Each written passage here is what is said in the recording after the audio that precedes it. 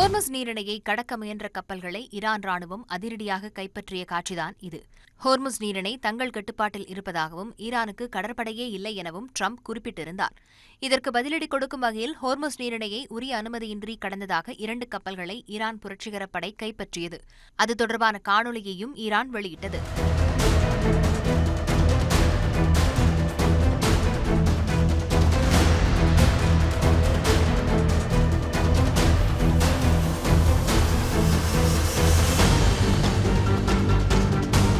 அதில் MSC பிரான்சஸ்கா என்ற கப்பல் இஸ்ரேலுடன் தொடர்புடையது என்றும் ஈரான் தெரிவித்துள்ளது.